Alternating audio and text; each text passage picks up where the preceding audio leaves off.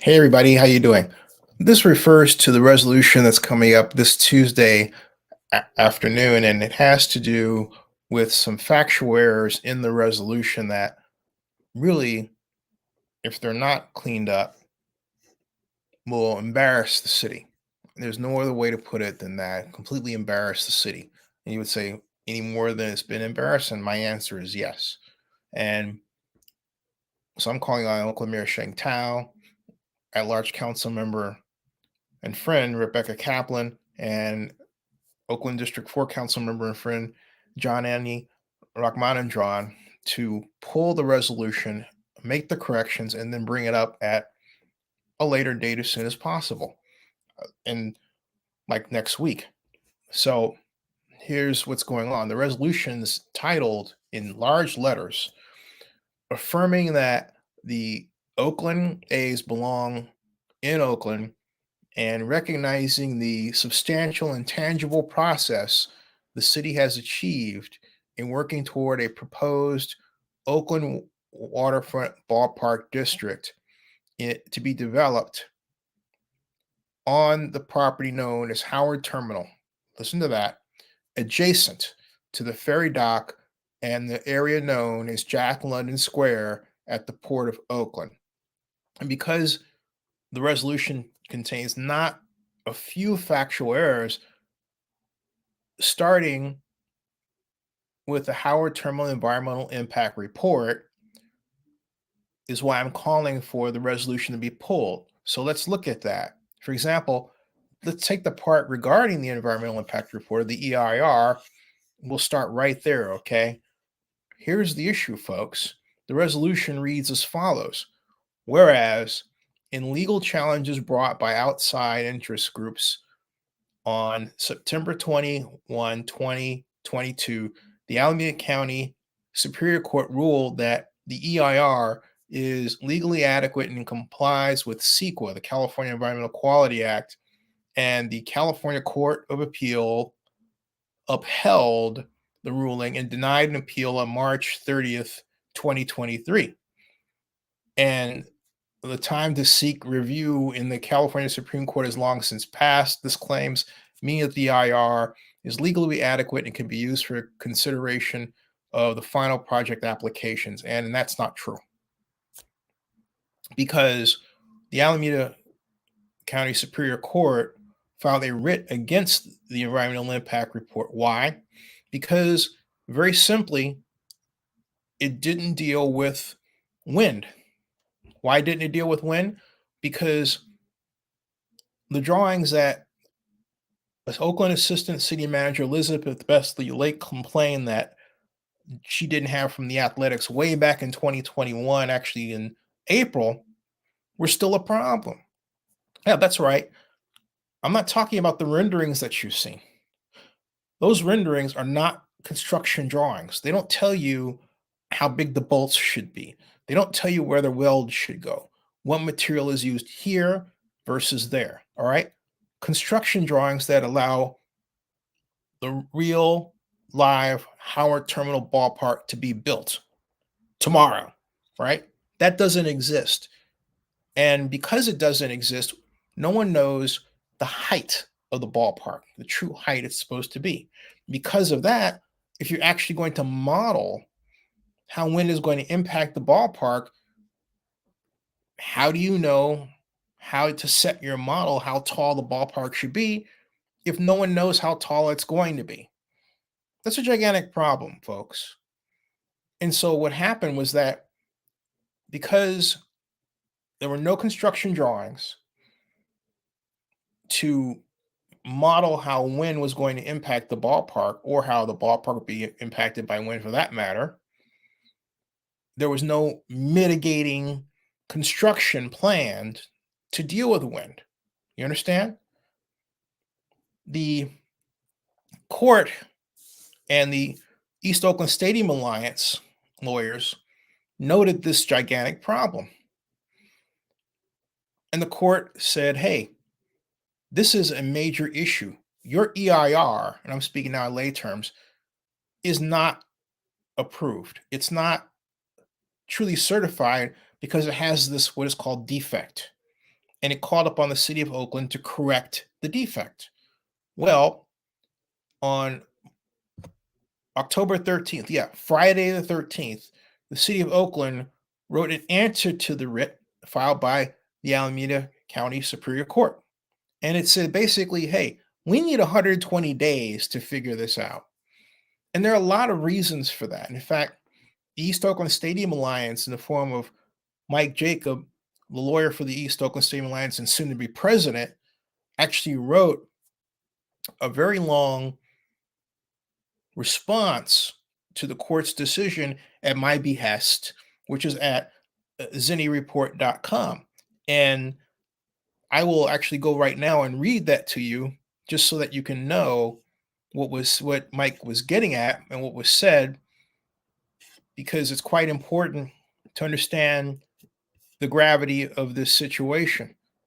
And you don't issue a resolution that's defective like this as if that problem doesn't exist, for no other reason than it appears as if it's a bait and switch and that someone's trying to get away with something. And no one wants to have that kind of appearance, right? So this needs to be corrected. And the only way to correct it is to pull the resolution. Now, and that is really the only way. Now, let me go again get the Howard Terminal EIR. Here it is. And it's going to come up in search right now. But that's one problem. The other problem has to do with the idea that the ballpark, and it's actually contradictory to what's written here. First, it mentions, hey, look, this resolution is focused on Howard Terminal. But then another part of it says, well, really, we can build the ballpark anywhere. This is in the same resolution. All right, the same resolution. So which is it? Is it Howard Terminal or someplace else? And if it's someplace else, where? But I'll come right back to that. However, I have now opened the zinnereport.com post that I was referring to. And once it comes up in full relief, what I'll do is grab it and share the screen so you can have a look at it. And here it is right now. Okay. And that's the header portion of it. And then I'm going to scroll down here so that you can get a look at the article itself. This is the article right here. Oakland A's, Las Vegas, ballpark update. Howard Terminal EIR not certified. There's the beautiful Bjarke Ingels design. Now, as we scroll down, and this is the video here that I installed, and I talk about the wind problem here. And then what Mike Jacob wrote is actually in the gray below this. In fact, but here, this is really important to note. This is the city's response right here. The city reports, in response to the writ and in accordance with item number 4 above, please be advised that the city intends to comply with the terms of the writ, but is still considering the appropriate actions for doing so. The city will submit a further return to the writ within 120 days of this submittal. The source was the response to the writ, Alameda County Superior Court, October 13th, 2023. And also that document is also embedded here at zinnereport.com. And so it places the Howard Terminal weird holding pattern because, first of all, to take care of that requires a consultant, all right? And so the big question that anyone's going to wonder is, who pays for the consultant? The Athletics are singularly focused on Las Vegas, and any day now will release the brand new renderings for how the ballpark is really going to be, depending on whether they chose to go with Gensler or HNTB / Bjarke Ingels and Ben Garcia. But I digress. They are not focused on spending additional money or having someone else spend additional money to cure this problem. And the city isn't interested in doing it. So right now it's just sitting in limbo. how is the city going to take care of this? This is what Mike Jacob wrote below. This is in the gray. He writes, thanks for asking for my thoughts on the latest filing. And I'll go back to this size here. In the CEQA litigation, East Oakland Stadium Alliance versus City of Oakland. Happy to clarify with these thoughts. As you know, in our CEQA case, our claims were denied in part and granted in part, despite the representation by the A's that they had won. That was not technically true. The claims that were granted by the court were in relation to the failure of the city's environmental impact report to properly account for wind impacts and wind impact mitigation measures. In order to rectify these defects in the EIR, the court required the city, in order to revise and reconsider its mitigation measures. The court order was also clear that these defects must be remedied prior to the city issuing any other discretionary approvals for the project in accordance with California Environmental Quality Act. In this latest filing, the city has confirmed that it has not yet attempted to remedy these defects. Instead, the city filing said that it is, quote, still considering the appropriate actions, unquote, that it would take to meet these requirements. In other words, i.e., in order to comply with CEQA, but it hasn't done so yet, and will submit a new report to the court within another 120 days as an update on what it plans to do.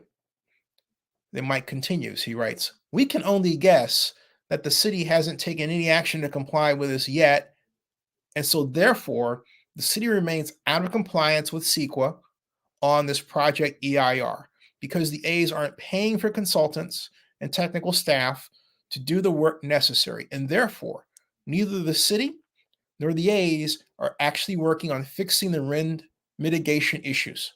So long as the A's remain focused on relocation Las Vegas, I presume that we'll be waiting to see what is filed at the next update in 120 days, just like everyone else. In the meantime, the Howard Terminal EIR remains defective, and no action can be taken by the city in reliance upon it. As I said above, thanks for reaching out and asking for a clarification from our end.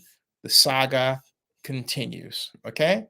So that's Mike Jacob explaining, who was actually the architect of the lawsuit, the plaintiff, explaining how they look at what the city wrote. In other words, the bottom line is, why would you write a resolution that skips entirely over this after all the, years that this has been in litigation, where the East Oakland Stadium Alliance has addressed everything from, timing to now this issue regarding wind and the fact that, hey, there are no drawings, there are no construction drawings representing Howard Terminal. There's no way to build the doggone ballpark at all. Okay? I mean, it's a huge problem, folks. And so the A's left them in limbo. The city didn't recognize it, and the A's took off because the city didn't have the right people working on this. They didn't have a right task force. Okay? And so you've got that problem. And you have this problem. All right? Whereas the proposals, this is also, get this, in the proposal. This is in the resolution, this next one, this next whereas. Whereas the proposals that the city and the port have been processing for a large multi-use project on 55 acres at Howard Terminal were entirely based on requests of the A's, and the city has multiple potential locations for a Major League Baseball use, which can easily accommodate the new smaller project requested by the A's owners, either for only a ballpark or for a ballpark with dining entertainment, such as with a portion of the land in the Coliseum, which the A's are purchasing in an installment sale from Alameda County and cities and the A's will jointly own, or Howard Terminal. First, here's my response to this. Sending the city staff on a wild goose chase for another property is not the way to go. Why throw away Howard Terminal? Just fix the EIR issues. But you see, here's the other problem. The resolution starts off by reading as follows: resolution affirming that the Oakland A's belong in Oakland and recognizing the substantial and tangible progress the city has achieved in working toward a proposed Oakland Waterfront Ballpark District to be developed on the property known as the Howard Terminal. Okay, let's stop right there. So it says it's going to be developed at Howard Terminal, right? But then the next whereas goes down and basically says, well, no, it's not going to be built at Howard Terminal. I mean, are you kidding me? This is like this is clearly left hand, right hand stuff. In other words, the left hand doesn't know what the right hand is writing, and the right hand doesn't know what the left hand is writing. Okay? This is, you can't explain this any other way than that. All right? And additionally, in calling for a scaled down version of the ballpark is baseless. The A's project was phased, and John Fisher never intended to be sole developer over the entire 55 acres at all. Who started that? I don't know. But that's not what was intended. The Athletics always intended to be the master developer and then have you as a developer and me as a developer and somebody else, I'm speaking euphemistically, of course, be the sub-developers under the master developer and essentially pay them a percentage rent lease setup. All right? That's what was intended. They weren't going to try to get financing for all that from the start. So yeah, they can run around and say, hey, this estimates out at 12 billion, but the Athletics never once said we're going to build all that. And Dave Cobble said on my show that they would love and appreciate, not exactly his words, but the equivalent he uttered, if the city came up with a development partner for them. The city never did. The city never batted an eyelash or moved a muscle in the direction of trying to help build a developer team for the Athletics at Howard Terminal at all. Okay? At all. And then all the city has to do, all right, after curing the EIR problem, is release the RFP for a developer team to build the sites around the ballpark and the footprint that would cause the development over a period of time of $12 billion of mixed use around the ballpark and do it in a phased fashion, as I just said. And that way, we can gain the tax increment revenue from which would be, get this, $9.7 billion, assuming a 4% rate of growth in assessed value over a 45-year period as per California law as it pertains to the Enhanced Infrastructure Financing District. And that can be done separate from the ballpark. It was always supposed to be done separate from the ballpark anyway. The idea that this is all supposed to be done at once is a media creation. It's a creation of PR people who are working on behalf of trying to scuttle the Athletics' move to Las Vegas. It's not true. Now they have to deal with the untruths that they've written in this new resolution. And the resolution, it's no wonder the resolution is sloppy. It's an amalgam of basically all the lies and mistruths these PR people have put together. Now it's being thrown right back in their face. No one thought this through at all. Okay, it's all political show and cover. In closing, we can build a ballpark city, and even though we lose the A's, we can at least land an MLB expansion team. But we as a city of Oakland must prove we have the credibility, certainty, and capacity, all right? The credibility, the certainty, and capacity to do the project. We haven't done that. This resolution that's up Tuesday night just shows we have no idea what we're doing at all. It's a total Keystone Cops routine. It's embarrassing. I mean, think about it again. I want you to think hard about this. It doesn't really take hard thinking at all. The resolution says that it's supposed to cause the building of a ballpark at Howard Terminal. But then later it says, oh, hey, we've got all of these other sites to look at other than Howard Terminal. Why? And then why would you want to scale it down? Because if you scale it down, you're not using enhance infrastructure financing district legislation to its full power. In other words, being able to say all the council members, hey, look, pick your project of countywide significance that you want funded through TIF revenue from Howard Terminal, and have the Public Financing Authority put it in the infrastructure financing plan that the Public Financing Authority will release around the project. All right. So again, the people working on this have no idea or clue how this works. They're just throwing this stuff out there for show. And that's wrong. Oakland has been destroyed by this hyper politics, and it's got to stop, because otherwise it's going to wind up literally killing the very soul of this city. It's ability to run itself, to manage itself, to even insure itself. These are dire problems. You have people now who can't sell homes here in Oakland. They can't, because things are so bad, they can't pay their insurance bills anymore. Their insurers are jacking up the rates because the crime is out of control.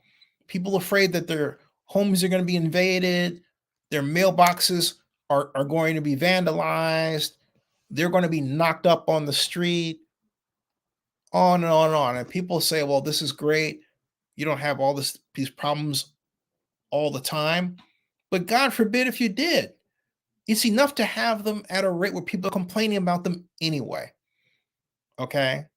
And doing nothing to stop it. Not allowing people to carry their own guns, because look, we're at a rock and a hard place. You got people, and I'm not a gun owner at all. But the bottom line is, but I can't speak for other members of my family. All right. Patricia or So Patricia? I'll be right back. Hold on a second.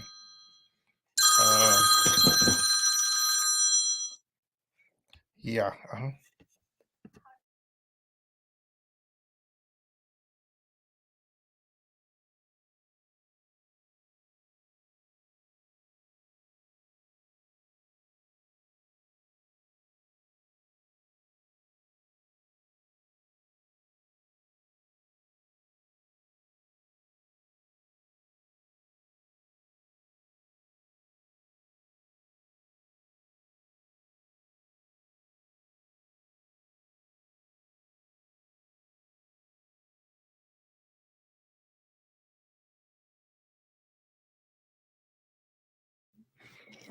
So as I was saying, thanks for waiting.